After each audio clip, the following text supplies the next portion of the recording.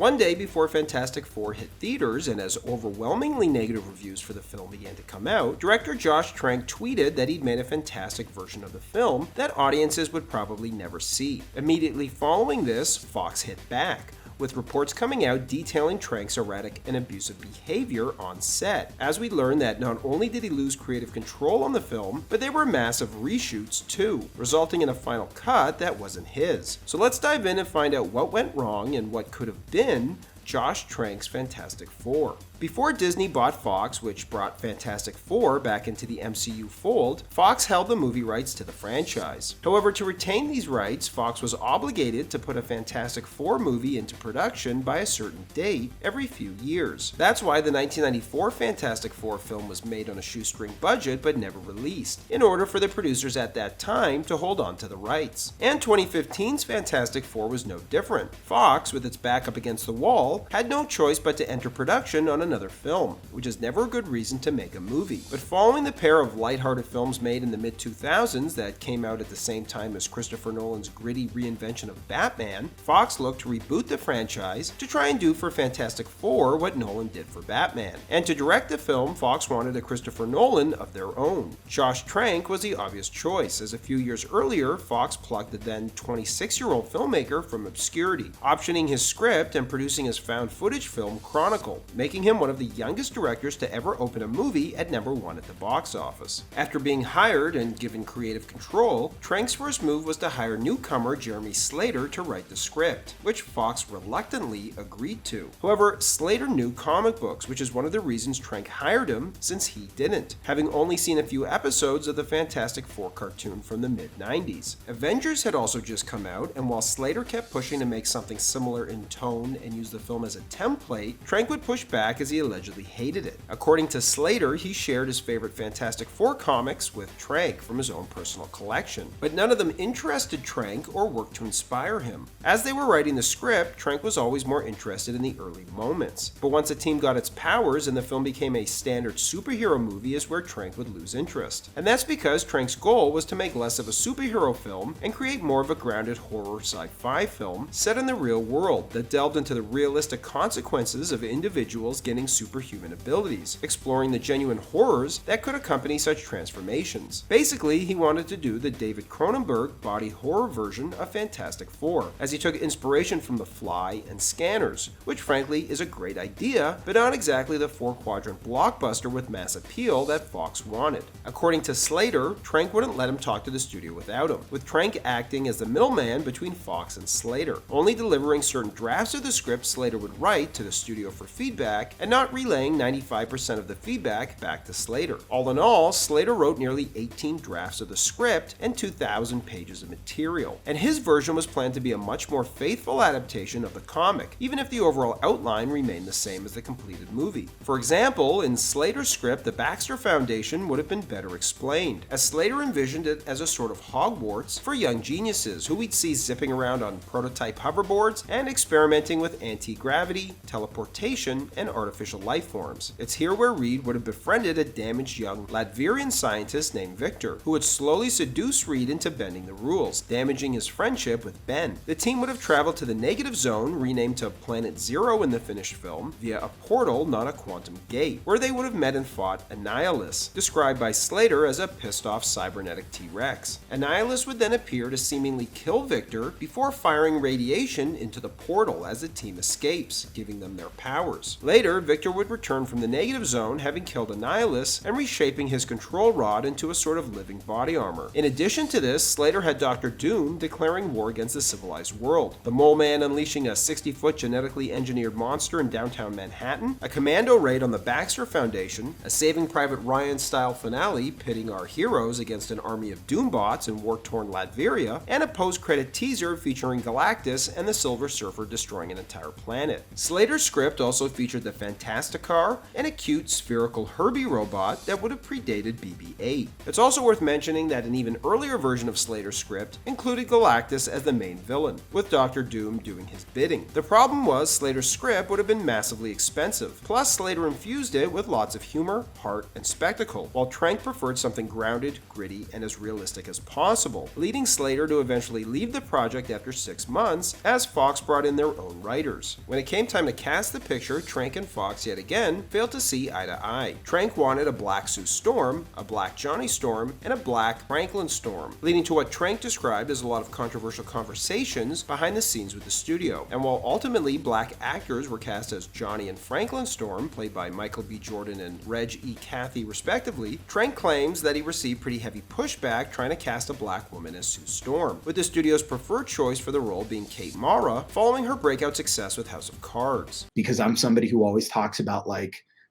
just standing up for what I believe in, even if it means burning my career out. And I feel bad that I didn't take it to the mat.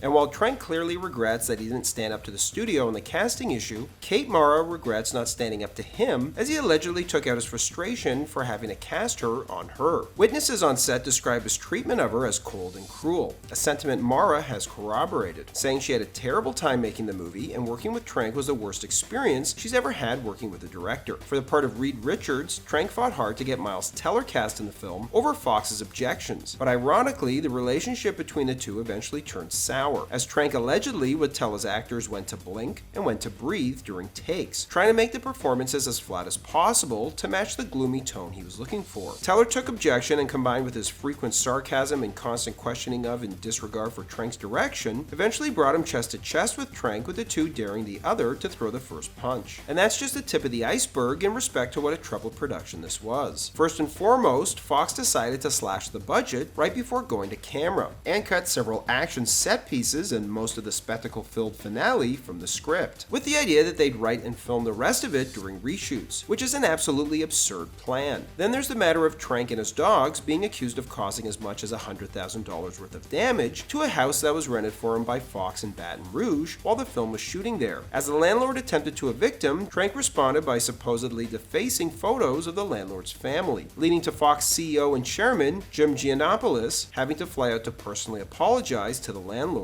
And while there's no doubt that Trank displayed some questionable behavior on and off set, in Trank's defense, it's also possible some of it may have been embellished by Fox to shift the blame from them to him. For example, reports that he built a black tent around his monitor and cut himself off from everybody may make for a good story that fuels the narrative that Trank was a recluse who was difficult to work with, but that's literally what a video village is, a tent around a monitor for the director, and it's common on many large productions. With all the drama going on during shooting, it's a miracle that the film was actually finished on time. However, the first cut of the film would take Fox by surprise, as they were shocked to see that it wasn't the fun, marketable summer blockbuster they had hoped for. Instead, they found it morose and uncomfortable to watch, although Trank would say that was his goal. Originally, Fox had intended to post-convert the film to 3D, but threw out those plans in order to reallocate those funds towards reshoots. Immediately, they began assembling their own Avengers-like writing dream team to rescue the movie, including X-Men scribe Simon Kinberg, writer and director Matthew Vaughn, and Drew Goddard, who rewrote the third act to World War Z during that film's reshoots. As everyone scrambled to come up with an ending, Trank elected to play ball, hoping to keep the producers happy in the hope that he would have some influence on the final cut. Unfortunately, he wouldn't, as the studio hired editor Stephen Rifkin, who worked on Avatar and the Pirates of the Caribbean films, to recut the movie, becoming the de facto decision maker in post, while the reshoots were overseen by Kinberg and producer Hutch Parker, as Trank would sit off to the side and watch, saying it felt like being castrated as he was neuralized by a committee.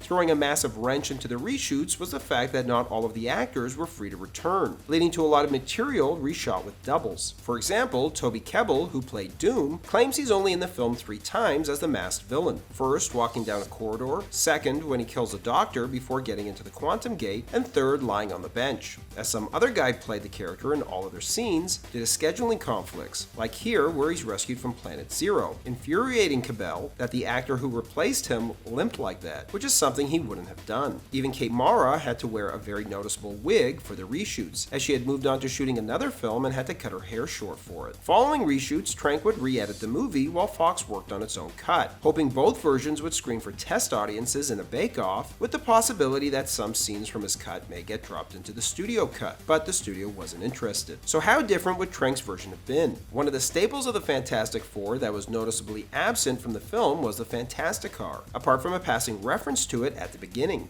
Is it next to your flying car? I'm not working on that anymore.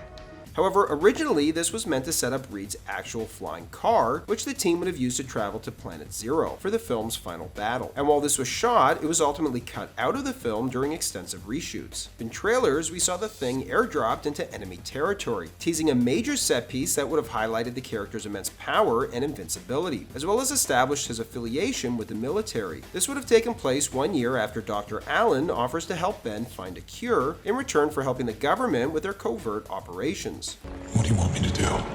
And while we catch a glimpse of this sequence in the final film, it's only on a projector screen during this presentation at the Pentagon. However, part of this sequence has since leaked without completed effects, which would have been a far more exciting way to cut to the future than just cutting to a dry boardroom presentation filled with exposition. And while we're talking about Dr. Allen, this character originally was Harvey Elder, with the idea that he would go on to become Mole Man in the sequel, one of the only characters Trank seemed to really connect with from the beginning of development. Harvey Elder is the chairman of the board of the Baxter Corporation.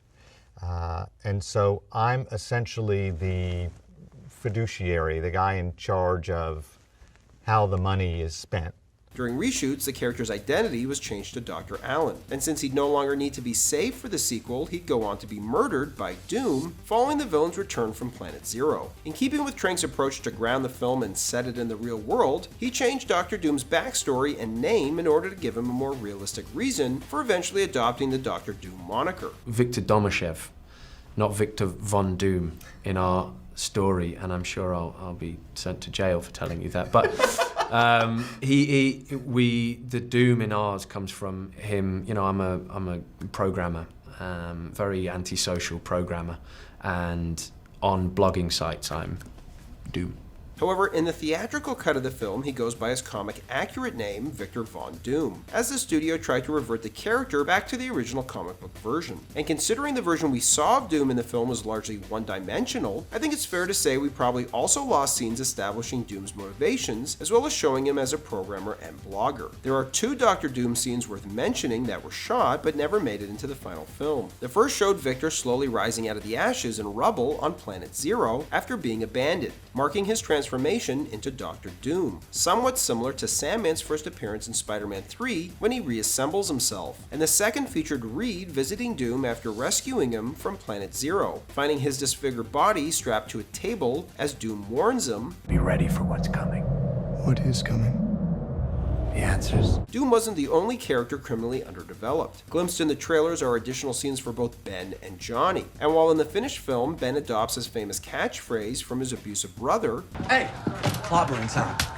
in the trailers, we see clips of Ben playing baseball, leading some on the internet to speculate whether this was the original origin of said catchphrase, as Ben reveals in Ultimate Fantastic Four that he stole the line from his baseball coach. Johnny is also shown in the trailers, showcasing more of his trademark humor. I'm gonna need a heat-resistant workshop and a big-ass sunroof, as well as his skills as a gearhead, which you would think would set up a later scene putting those skills to use, possibly helping Reed to finish the Fantasticar. Not only was the climax of the film reshot, but it wasn't even fully filmed during production. The original version would have included the team arriving in the Fantasticar, Sue and Johnny flying around destroying Doom's obelisks, as well as Johnny being the one to finally take out Doom, which is why you see Johnny holding Doom's destroyed mask here after almost killing himself in the process. Planet Zero also got a makeover as well, with the energy on the planet turning from red in the trailer to green in the final film. However, early versions of the planet during development were much more ambitious, with Doom having built a castle for himself during his time stranded on the planet, modeled after one from his home country of Latveria, which he holds together with his mind.